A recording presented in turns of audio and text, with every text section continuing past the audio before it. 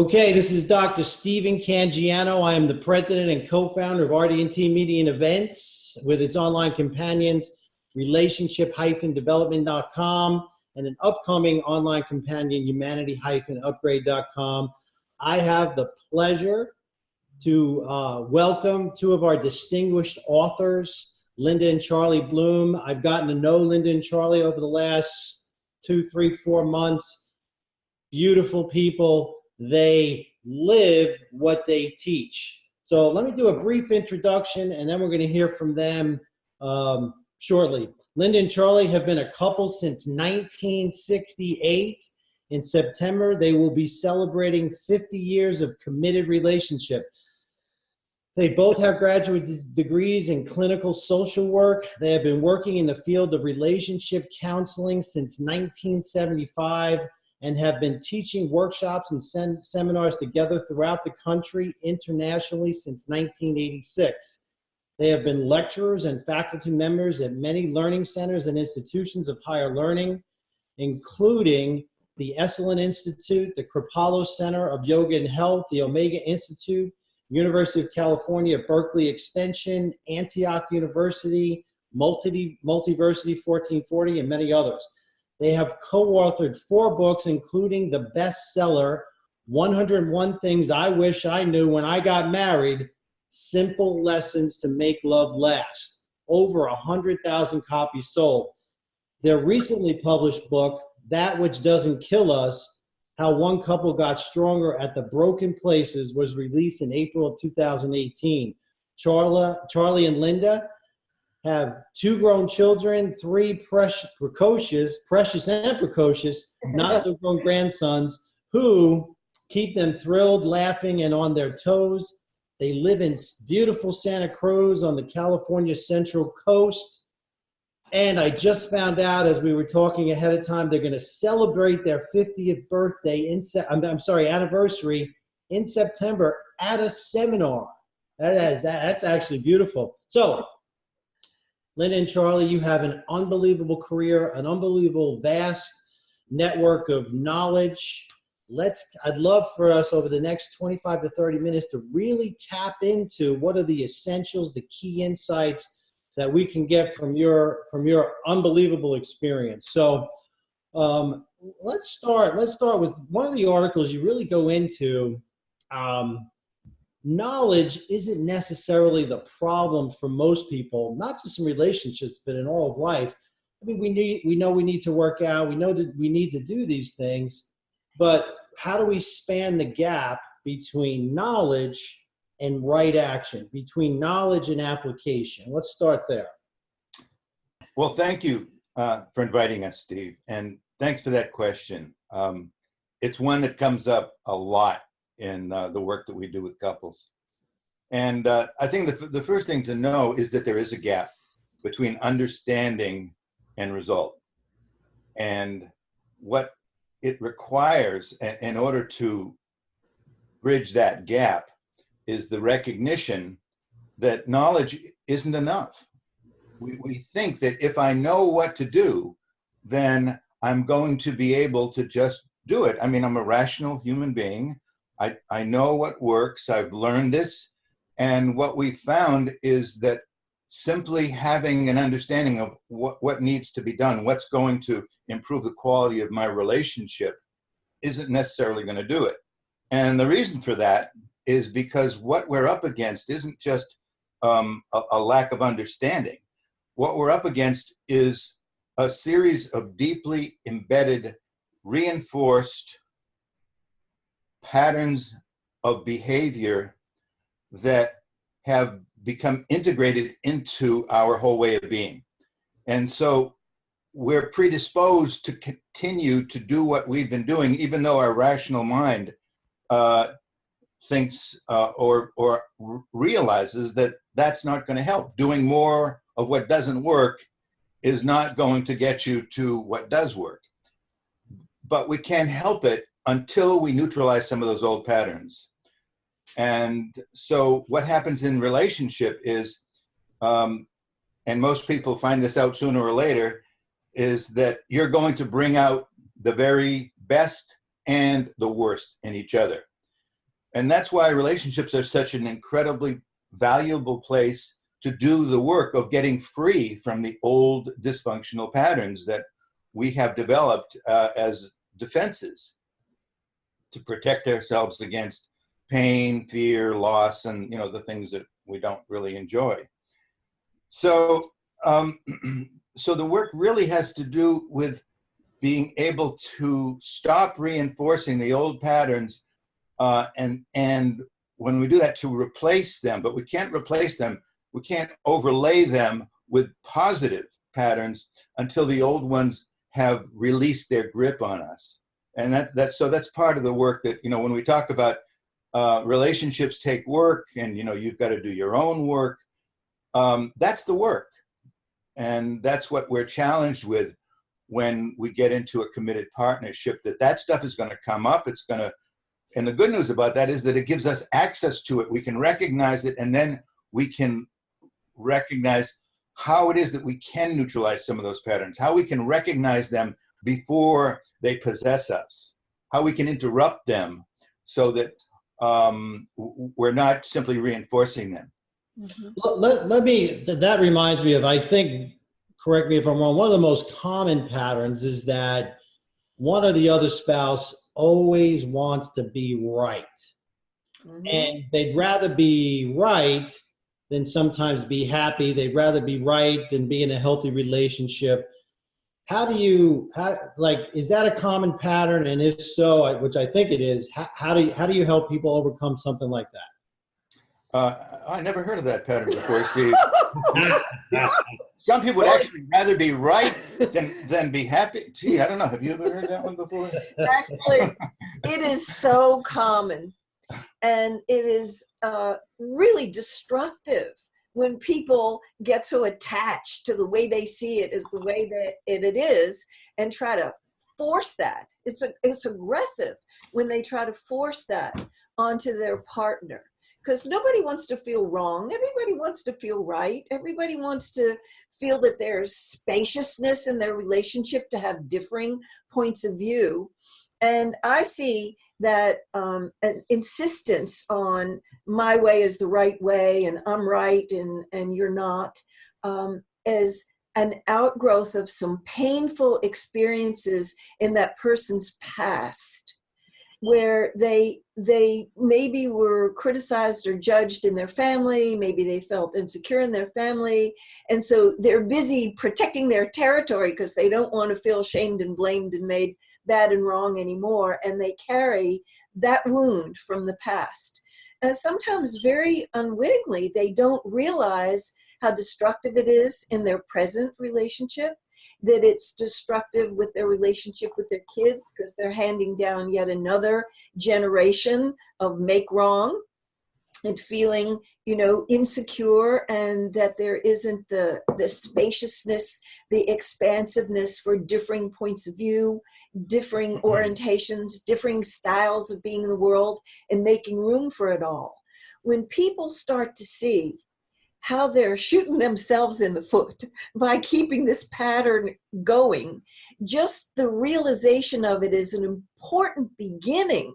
But it isn't going to break the habit just like that, because you realize that you're carrying on a tradition from your family. You have to be willing to be guilty of the sin of outdoing your family of origin, because we all have these invisible loyalties to our family. That's so unconscious. But we talk a lot when we teach and when we work with our couples about enlightened self-interest. When you can appeal to somebody's enlightened self-interest and they see that they're going to be happier, their partner's going to be happier, everybody in their family is going to be happier, the motivation to break the old habits of insisting on being right, they start to crumble away. It's like a old dried up snake skin that you've outgrown. You don't need to stand so rigidly. And then when somebody says something that you don't agree with, you might be silent. You listen respectfully. Your silence does not mean that you're agreeing with the way they see it. It just means that you're holding a differing point of view with respect. And relationships will begin to rise to a higher level of well point of view with respect, to sing that. All right, beautiful, beautiful. So I want to tackle a couple of difficult issues in the beginning, and then we're going to go through into some of the fun stuff. So another difficult issue is this being right, and then people get into this pattern of defensiveness, and then they actually can often quite honestly get into this crisis. And now one thing that you mentioned, which I found amazing, is that people don't seek counseling typically for 5 or 6 years, and they typically come to people like you when they're in crisis. How do you help those people, and then what do you recommend to be more proactive and preventive in a relationship? Yeah, I know that is a really troubling statistic. I know. The average amount of time that a couple is dealing with difficulties unsuccessfully is 6 years before they get help. And a huge portion of those people who have waited that long, by the time they get to that point, they have really eroded so much of the goodwill in the relationship that it's very, very difficult and sometimes not even possible to restore the level of support and trust that they've lost.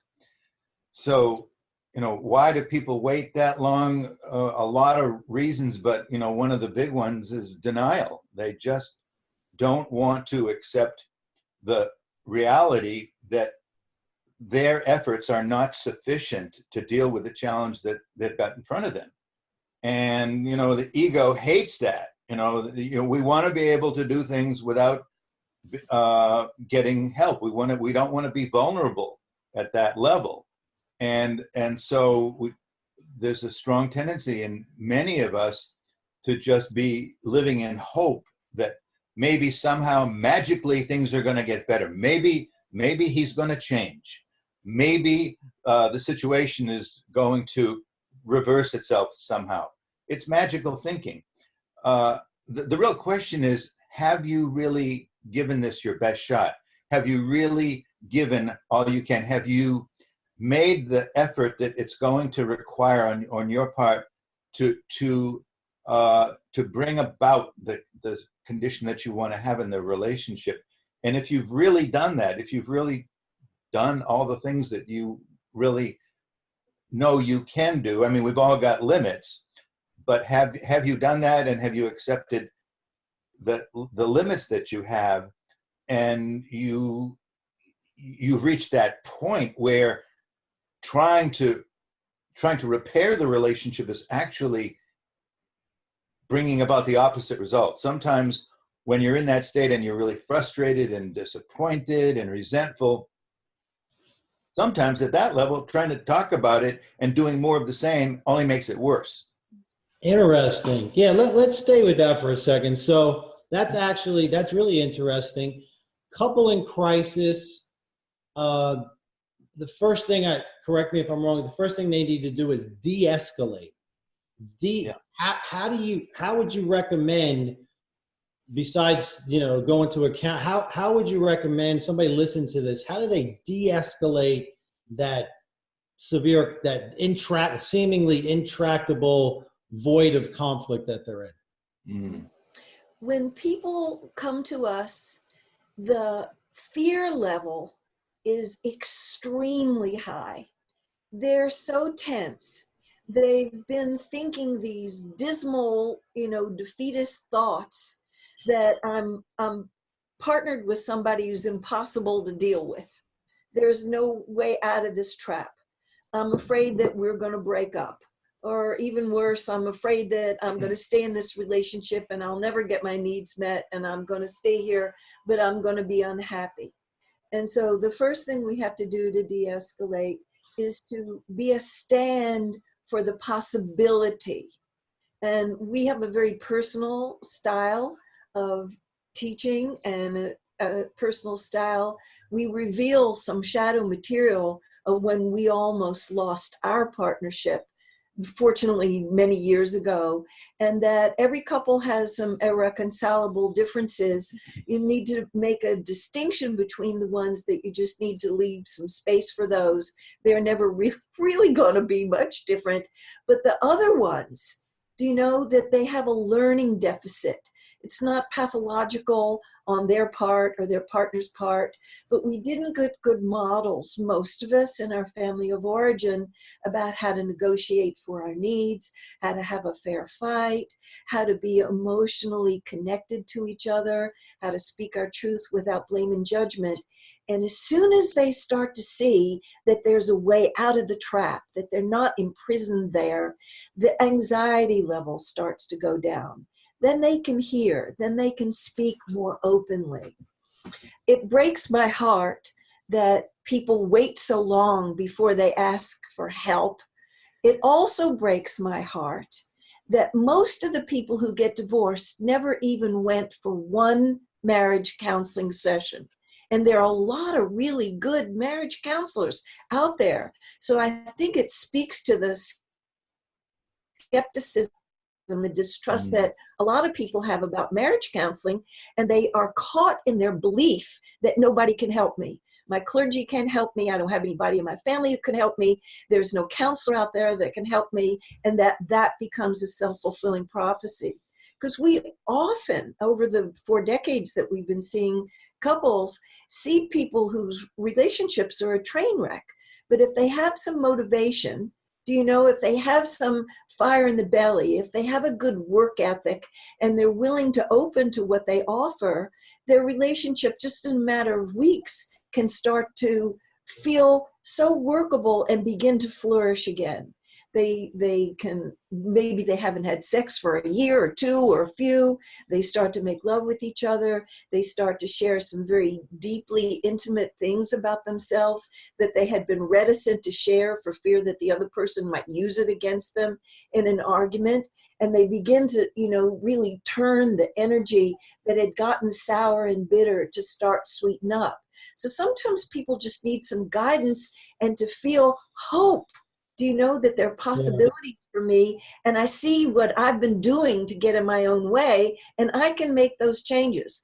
So if people have, got a good work ethic, willing to roll up their sleeves and get to work, really amazing things are apt to happen.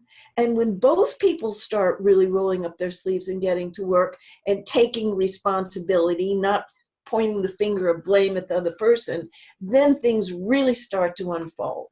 Beautiful. Yeah. So a couple of themes are coming through here is that this is relationship-development.com. That's not a mistake. My and my wife Carmen's position is that relationships are the most important aspect of your life, the greatest benefit, and this has been proven in many, many studies, the Grant study, for instance, that it is the most important aspect of your life, and nobody has a relationship school, or very few people go to relationship school. It's all organic from the family. So let's just go down this road, and this is the last difficult thing we want to talk about, because we really want to talk about relationship success. When is it time? When do you know? When are the signs that, hey, maybe this is it? Maybe we should move on. It's better for both of us. It's better for the kid, for all those considered. When do you, what's the litmus test, or what are the thresholds that you see that you might say, hey, guys, maybe it's time to move on, if that happens in your career here? Well, yeah, that's the million-dollar question, and that's probably the question we get more often than any other one.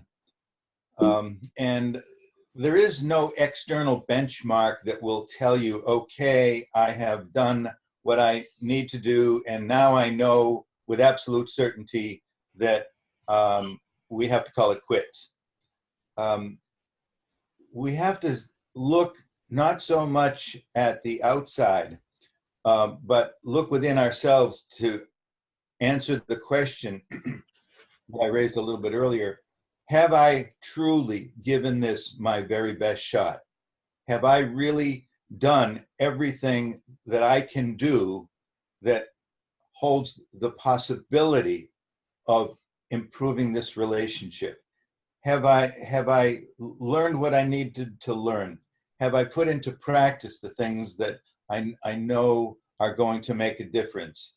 Have I dealt with my own fears and resentments honestly? Am I withholding anything from my partner? I mean, to really look at those things with a very honest eye and to answer them truthfully. And if the answer is yes, I really have done everything that I feel like I can do. I've even tried to bring people in, and my partner, for example, isn't willing to do, to involve somebody else. If I really answer that question honestly and the answer is yes, then I really have to start seriously thinking about, is it damaging my own well-being? Is this at a point now where I'm actually beginning to harm myself by trying to do something that obviously is not, my efforts are not being responded to in ways that tell me that we're both on the same page or it's really working. So if I get to that point and I realize that it ain't happening, then I really have to seriously look at that question. And the question itself is very powerful, because what it'll do is it will enlighten me. It'll bring into my own awareness what it is that does need to, is necessary, and help me to see that. So I might see, well, actually, there are some things that I haven't been really honest with my partner about, because I'm afraid that she's going to get upset, or I'm afraid that I'm going to hurt his feelings or whatever. And honesty and integrity are the foundations of all relationships. If you don't have honesty, you cannot have trust. And if you don't have trust, you don't have a relationship. You've got arrangement. You've got an arrangement that is not grounded in reality. It's grounded in illusion. So that's a question that I think both partners really have to honestly confront, because there really are truly some actual mismatches, and sometimes it really isn't. We don't always assume that our job is to get people to stay together. Sometimes it's really to help them to see whether or not, and if so, how can this relationship, is this meant to continue? And if it isn't, we don't ever make that decision. Neither Linda or I have ever told a couple what they should do in terms of staying together or not. That's something that we have always found, that if people keep being honest with themselves and each other, it will become clear. Beautiful. That, Charlie, that is one of the best answers I've heard on that topic, and I really appreciate you being so candid about it. So a couple of things are coming through. We didn't have a relationship school, and relationships are probably one of the best experiences of our life, to know ourselves, to knock off the rough edges. Young couple, what would be your recommendations for them to starting out to maintain a co-creative, sustainable, long-term relationship? Well, I think it's so important for people to have a firm and unabiding commitment to their own personal growth, to have a commitment to being aware and awake, to not be on automatic pilot. You can't ever put your relationship on cruise control. You're liable to veer off the road. So if people are stepping up to become a mature, responsible adult, they are poised to have an ongoing, continuous, thriving relationship. And when life will give challenges and ordeals, as it will do if you live long enough, there's going to be some kind of a health challenge, or just natural maturation, having children, growing older, financial difficulties, sometimes professional challenges. You are fortified as your own sturdy, mature adult self to be able to handle the challenges that life brings you. And if both people in the couple are committed to that, they have a relationship that is strong, and then they can meet the challenges that life will deal, whether it's the challenges with each other, because people change over time, or the challenges outside of the relationship that may come from whatever form it is.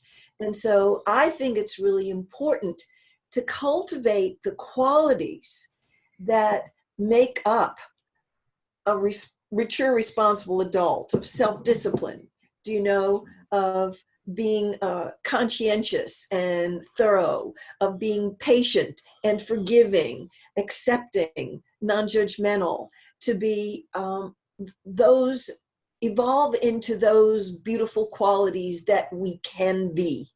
And if both people are doing that, that is poised for success.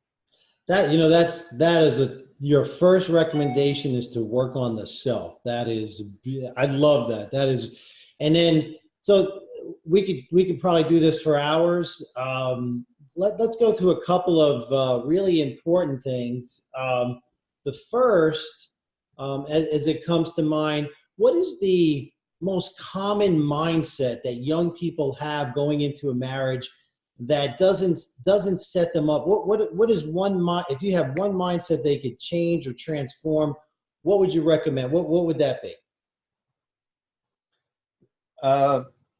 Something that they go into marriage with that's kind of setting them up for problems. Correct. Yeah. Well, one of the first things that comes to mind for me, and we wrote a book, our third book. It's called Happily Ever After and 39 Other Myths About Love.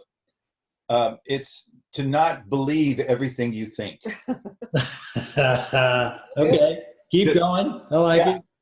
So we tend to operate, we human beings, as though what we think is the truth with a capital T, and that, of course, this is the way it is. We don't question some of our assumptions. We don't even see them as assumptions. We just see them as reality, as the truth. So what I always encourage people to do is to simply, and this is one of my other favorite bumper stickers besides don't believe everything you think, is to question authority. I like that bumper sticker because what it reminds me of is that even the so-called experts in the world who have been promoting certain ideas, that's not always necessarily true. But to think for yourself, to really check in, and it seems paradoxical to question what you think, but at the same time, trust your own instincts and your own judgment. It's not, because there's two different parts of the brain. There's the left brain that is much, and I'm not a scientist, but this is really from a layman's perspective. But there's the left brain, which is more organized towards specific, detailed facts, and to accept that. But then there's also this part of us that doesn't get enough attention, which is our intuitive, instinctual self, that isn't always right, but we have to consider both of those things. So to get back to your question, to be open to really go into each moment with what the Buddhists call the child's mind, and to be open to learning from that, to not grab onto certain fixed, rigid ideas, but to be open to considering other possible ways of seeing things and doing things. Mm-hmm. And when you get into a relationship, you're going to be faced with that challenge on a daily basis, because guess what? You've chosen somebody who is bringing a different worldview into your life. And the two of you are going to have to deal with and negotiate those things on an ongoing basis. So if you can't do that, you are setting yourself up for disaster. Mm-hmm. I'd like to give an example. I find that when very young people, are first in relationship, one of the things that they are attached to, the belief, and they don't even realize they're attached, is just because we love each other, everything's going to work out just fine. Everything's just going to flow from the love. And I was so, young and inexperienced when I first got with Charlie. I believed that romantic myth.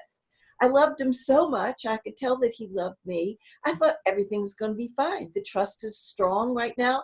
It's just to get better and better and better. I was so naive. And I think that this is typical, not just of young women who buy into the romantic myth, but also young men. Well, the Beatles even wrote a song about it called "All You Need Is Love." Yeah, they got a lot of things right, but they didn't get that right. And I had to be knocked around in life a little bit, to jar me awake that we need skills. We need to cultivate a skill set, communication skills, to assert ourselves, to speak up in our own behalf, to learn how to balance the relationship so that their needs are just as important as our needs, not more important than our needs, but not less important than our needs. A lot of us didn't grow up in families where we saw anybody negotiating for their needs. They had scripts put in their hand. The woman does this, the man does this, the wife does this, the husband does this. And our time requires, the age we're living in now, much more negotiating for our needs and problem solving. And so all these skills, all these qualities that we need to practice regularly are a requirement. And love is fabulous. That's a powerhouse of energy there, but it's not the whole thing. We need the skills in addition to the love. I loved one of the quotes from one of your articles. It says, differences are inevitable, conflicts are optional.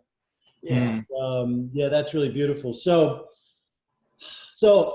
we could talk for hours. This is great. I want to get to what I think is probably one of the most, that we talk about mindset skill. I think you call it listening with non-judgment, and I have a different term for what I call listening from not knowing, just like suspending all the judgments.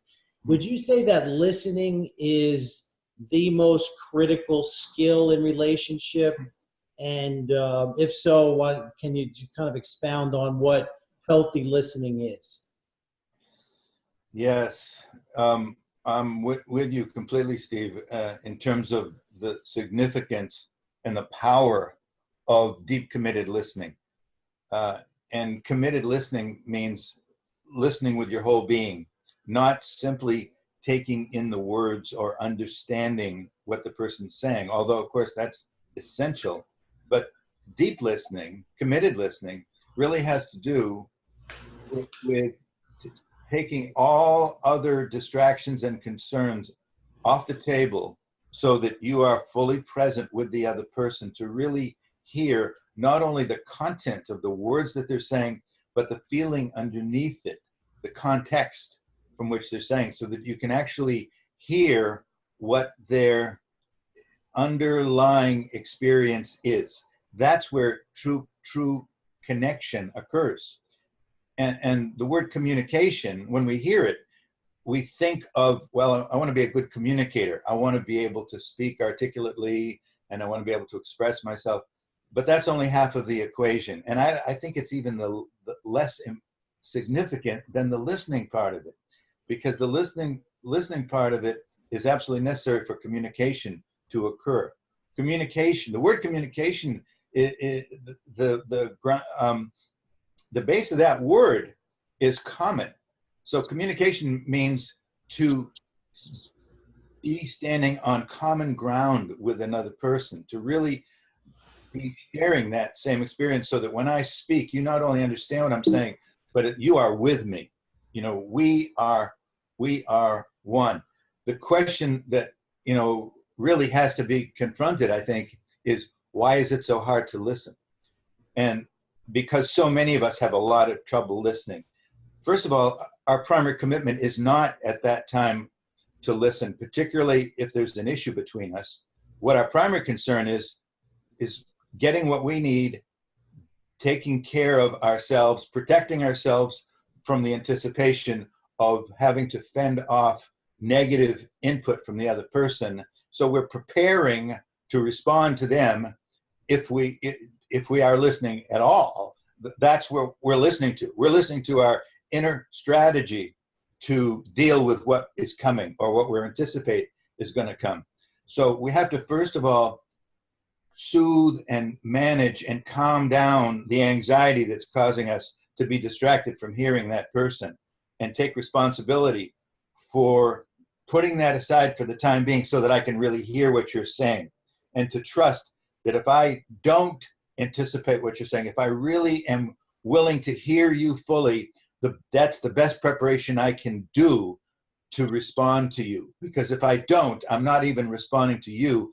I'm responding to the anxious thoughts in my mind that I think I have to quell in some way. So yeah, listening is incredibly important, and we have to learn how to be good listeners. It seems like, well, anybody knows how to listen. Not at the level that we're talking about.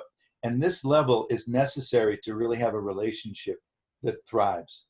Yeah, that's beautiful. I love the way you put that. It's like there's a deep yearning for everybody to be heard and understood. Yes. The only way to do that is to listen. And most people are talking at you, not talking with you. It's really, really, really good. All right, a lot of takeaways here. We're going to bring this in to a close soon. Is there anything that I should have asked, or any really important topics on your mind right now that you want to discuss with the viewers? I feel it's so important to drive the point home that we get most of our well-being from our closest relationships. If we're blessed to have a spouse, a partner, a lover, that is so precious. A lot of people wish they had one and they don't. Do you know? And to stop to take a moment to realize that we're blessed. Even though we have our little kinky places, we have our flaws, we have our neurotic, sore spots, but still in all, that if we have somebody that we live with, it is precious, it is a blessing, and that we mustn't take that for granted. And that can inspire us to rise up to be our best self, to bring to that partnership. Because, we teach classes in happiness as well. We teach a course called The Art of Joyful Living and another one called Thriving. All the people that we respect in the field of positive psychology say the same thing. You get the biggest bang for your buck for your closest relationships. And the marriage advantage is huge in terms of not just emotional and psychological well-being, but also health and longevity. When people start to connect the dots, I think they're really careful with their relationship, to be generous of spirit, to let go, to clear things, to forgive, to really show up in the relationship in a meaningful way. As you were saying, to listen well.